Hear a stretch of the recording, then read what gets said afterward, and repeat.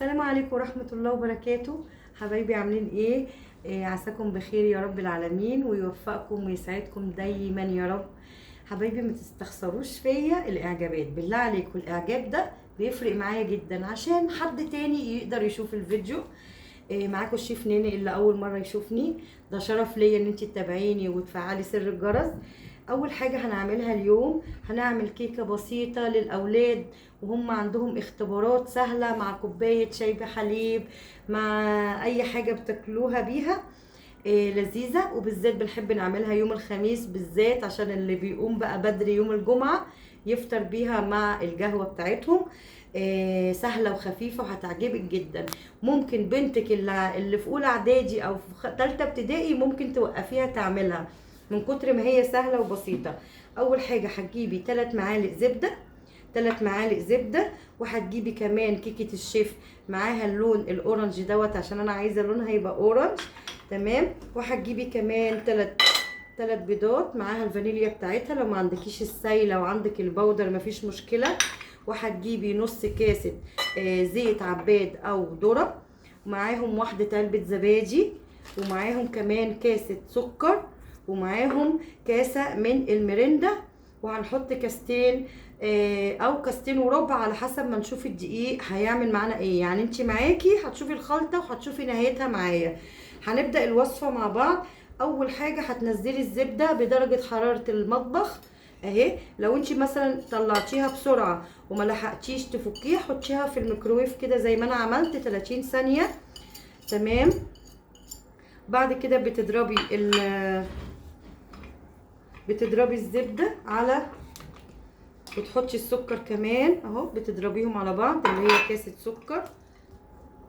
هنحط الفيشة طبعا ونضربها. انا ضربت دلوقتي الزبدة اللي هي 3 معالق وحطيت معاها كاسة السكر، ورحت نازلة عليها بنص كاسة الزيت. تمام. يبقى انا ضربت دول مع بعض، وبعد كده هنزل عليهم بالبيض.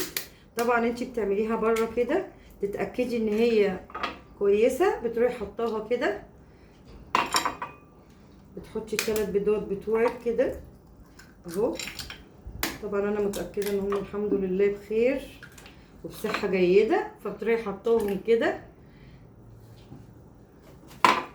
بعد كده بنزل عليهم بايه بقى؟ لازم الفانيليا، بتحطي ذره الفانيليا بتاعتك. خلاص. بنزل عليهم كمان بالزبادي بتاعتي اهي. سهله جدا، بتحطي كل المكونات على بعضها فين؟ في الخلاط بتاعك اهو، وبترجعي تضربي تاني. بعد كده هضيف السيفن بتاعي. السيفن ايه اللي انا بقوله ده؟ الميريندا البرتقال. تمام. وهضيف كمان اللون الاورنج بتاعي، انا عايزاها تطلع لونها اورنج كده وتفرح اولادك. حطهم. بنزل المزيج بتاعي في الطبق طبعا الحلو الغويط ده. بعد كده بنزل عليهم بذرة الملح. طبعا بحط كده في معلقة عشان ما يتفقش مني، ذرة ملح كده. تمام. بعدين بحط معلقتين بيكنج باودر او كيكة الشيف اهو، معلقتين صغيرين.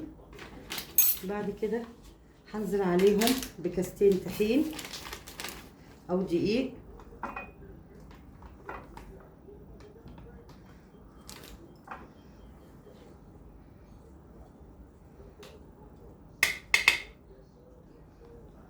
حبيبة قلبي اهي بعد ما طلعتها من الفرن، اهم حاجة اوعي تسويها اكتر من 35 دقيقة على درجة حرارة 170. تمام. بصي طالعة جميلة وهشة. بصوا طرية ازاي، بصي الطراوة، اللهم صل على سيدنا محمد. بصي القمر، بصي. وحطيت معاها زبيب كمان. روعة روعة روعة روعة. جربيها واوعي تنسي ايه؟ الاعجاب.